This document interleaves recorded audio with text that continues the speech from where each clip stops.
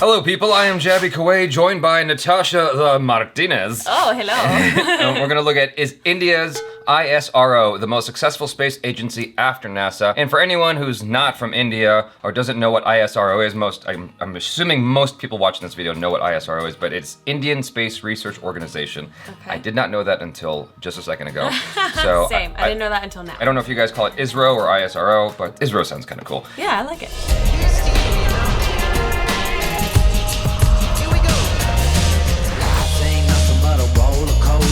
Just as a side note, I'm super into space exploration, all that stuff, astronomy and whatnot. I would say that I don't know much about it, but I'm just like a hobbyist in a way. I used to watch a lot of the space videos on Netflix and whatnot. I still watch them to this day. Like, I'll get super into it. We just had our 50th anniversary of the moon landing, and I was watching a whole bunch of videos debunking the conspiracy theories about how the moon landing was fake, tweeted at certain astronomers. Anyway, I'm into this stuff, just to say the least. Let's get into it then. This video is supported by Brilliant. Hey, welcome back, I'm Lai. On this channel, I've talked a lot about technology and business space companies. I've talked about national agencies like NASA, ESA, and Roscosmos. I've also talked about private companies like SpaceX and Rocket Lab.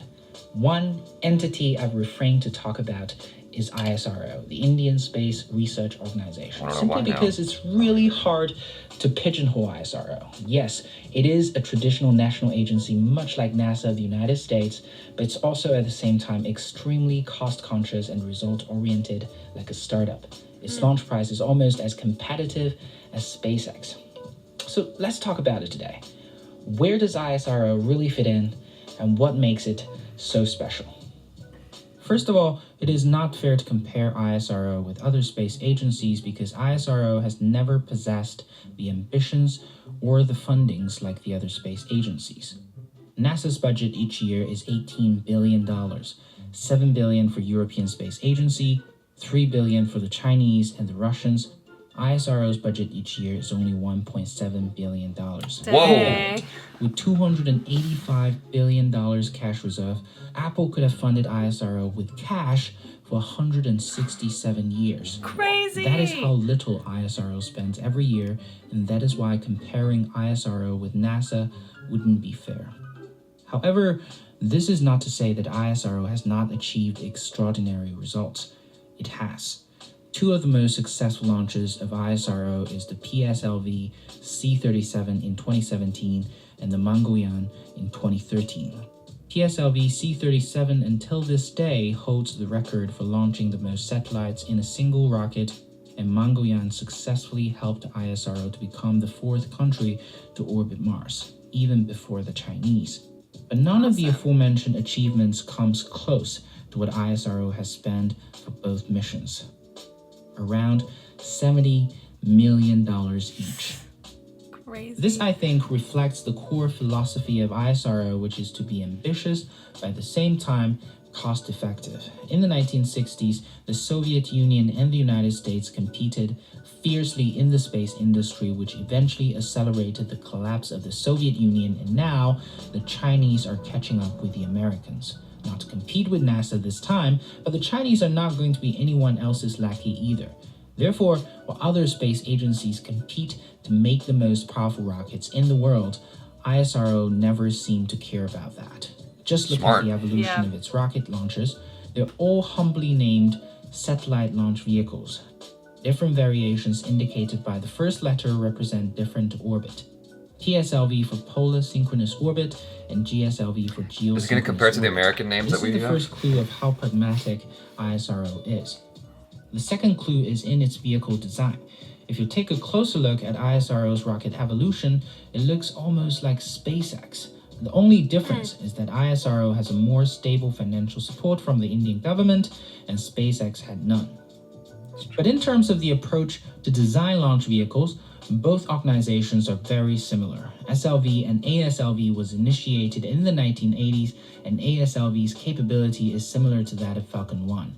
The three versions of PSLVs have similar capabilities comparing to early versions of Falcon 9, and the GSLV has capabilities somewhat catching on to Falcon 9 Block 5.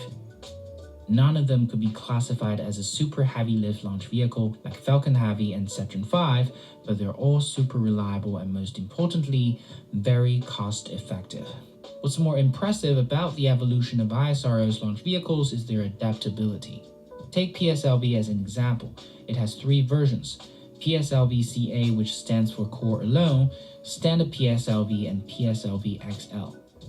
Well, all of them focus on polar synchronous orbit, which is around 600 kilometers altitude. Customers can choose which variations of vehicles to use based on the size of the satellite. This is the beauty of a cost-effective launcher. Furthermore, because of its focus on cost-effectiveness, ISRO also has to come up with brilliant engineering solutions to the problems it faces. One famous example is its experimental mission to Mars. On top of being the only successful Mars mission on the first try, ISRO had to perform 6 orbit-raising maneuvers over 3 weeks before heading to Mars. Because the vehicle does not have enough power like the Falcon Heavy to send satellites directly to Mars, it slowly raises the satellite's orbit before injecting it successfully to a heliocentric orbit to Mars. The engineering and the problem-solving behind it is truly amazing. I love that This, statement. I think, captures the essence Engineering, of not ISRO's money. success. As the founding father of ISRO, Vikram, used to say, there are some who question the relevance of space activities in a developing nation. To us, there's no ambiguity of purpose. We do not have the fantasy of competing with the economically advanced nations in the exploration of the moon or the planets or manned space flight. But we're convinced that if we're to play a meaningful role nationally and in the community of nations, we must be second to none in the applications of advanced technologies to the real problems of man and society. Wow. I think this is the key to understand what ISRO stands for and how it differs from other space agencies and companies. This is also why I said at the beginning, it is really hard to pigeonhole ISRO. It didn't have the fundings that NASA had, it didn't have the startup mindset and institution that SpaceX had, but none of this stopped ISRO from doing something extraordinary. This just comes to show how important passion and dedication is for any organization. Yep. You know, talking about ISRO makes me really happy because it's clearly made out of people who are passionate, dedicated, and above all, an institution that encourages it. Looking forward into the future, I think ISRO will continue to do great things. It's setting out to perform its first manned mission in 2022. I'd say good luck to ISRO. Before I published this video, one of my viewers sent me this picture. Can you believe it? In the early days, engineers of ISRO had to send rocket parts with their bicycles to assemble them for testing. This is the situation they had to deal with every single day. Oh my They don't have a gosh. lot of resources. Are you What freaking they kidding do me? have is passion and dedication. They only achieved what they did through hard work and a lot of practice. Wow, So- I feel so good right now. Yeah.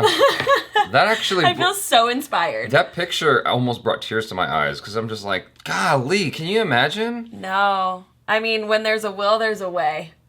Is all I can say. And I rhymed. Like that almost breaks my head thinking about that. They're moving parts on bicycles. Not trucks, not pickup trucks. Bicycles. Bicycles. That is absolutely Mind-blowing. bananas. Yeah. That is banana town. Banana Town. You're like geeking out right now. Yeah, I'm like, how did you But I love that. Obviously, I mean, because at the beginning, he kind of threw me when he said that ISRO doesn't have the ambition or the funds. I'm like, what? But this whole video is about them having The ambition. ambition, yeah. So, that threw me off a little bit. I think I just misunderstood what he was trying to say in that moment. Maybe he was talking about... Maybe like don't know. competing, right? Yeah. Like how there's this whole race to see who can do it best, basically. Like they're not concerned with that. They're just concerned with the passion of exploring and engineering being at the forefront, which is awesome. Like you would hope that you would want it to be that way if you're going to be pouring money into something. India doesn't have the audacity to try to compete with these big companies, right? And so they're like, well, we're just going to stay in our lane and be as efficient as we can. It's kind of funny that we're not paying more attention to this as Americans because we did the same thing with China, where they were efficient, making things for cheaper and cheaper, and now China is dominating the global economy. Yeah. Or they're about to anyway, if they're not already. They're already taking over our movies. Yeah. So they're funding so many American films now, and that freaks me out. They're buying so much real estate in the States. They bought so much real estate in Africa because, you know, they were very efficient, and now there's all this money, and China makes a new billionaire every 5 days. This kind of thing is something to pay attention to. When you've got a group of people who are finding the most efficient way to construct something when they actually have more money, it's gonna be insane. Yeah, this is crazy. I'm cheering this on. This is super cool. No, I love it. Like, I'm all about the story of passion, right? It's like sometimes when you're at this place where you kind of have everything, you become, maybe complacent isn't the word. I'm not talking about it in the terms of like SpaceX and like NASA and all that stuff, but just taking it down to the ground, no pun intended that we're talking about space travel. But like in life, when you kind of have everything, you're like, oh, it's whatever. But there's always someone that's working to have what you have. And if you're not appreciative of that, they're going to get there and do it better. So like watching this, like I felt so good and inspired because it just showed that there is still a place for genuine curiosity and passion and hard work and perseverance. And obviously it's taken them literally to outer space. And it's just so cool to see that happen. On a fraction of the budget. Yeah. That's what blew me away. We bitch a lot about our NASA budget. And rightly so. I feel like we should have more funds directed towards NASA instead of, you know, increasing our firepower. I feel like there's so many places where we could redirect our funds for better use for humanity. NASA is one of those places, and so that's why you've got an Elon Musk who's like trying to move this shit forward. But to know that there are people out there who are able to accomplish crazy things like this on like what, 1/10 of the budget? Yeah. That hurts my head. I'm like, why aren't we doing more already? I know. It just, but anyway, yeah, that's super cool. This was a great video. Amazing, amazing video. The information was amazing. Yeah. So I had to really like focus. I was like, what's going on? Especially like, I know you know more about like the space. A lot of it was new for me as well, though. I was hoping he was going to compare the names because he was talking about how modest the names were for a hot second there. Yeah. And you're like, what are our names? Yeah, because I think, well, he mentioned Elon Musk's names, which is like Falcon Heavy and whatnot. And then I forgot what the American names were, but like Apollo and all that stuff. We keep having these names that are like of gods. You know, and Greek mythology names. Either Greek mythology or like something that has epicness in this. Falcon Heavy. Whereas they're like, you know, the PRV or whatever it was, like something simple. Just, it's very scientific if you think about it, because at a certain point with the stars, we stopped coming up with specific names as just numbers now. You know? Because it's just easier. It's a lot. There's a lot out there. Yeah. No, I thought it was a great story. And it was something that I probably would have never found on my own if it wasn't for sitting here with you today. Yeah, thanks for Jaby KOAY. So, you guys, thanks so much for hanging out with us. Thank you to Curious Elephant for making this video and allowing us to react to it. You guys, be sure to check out their channel for more, you know, cool videos. Curious Elephant, there's a link in the description below for this video, and then from there you can see his other stuff.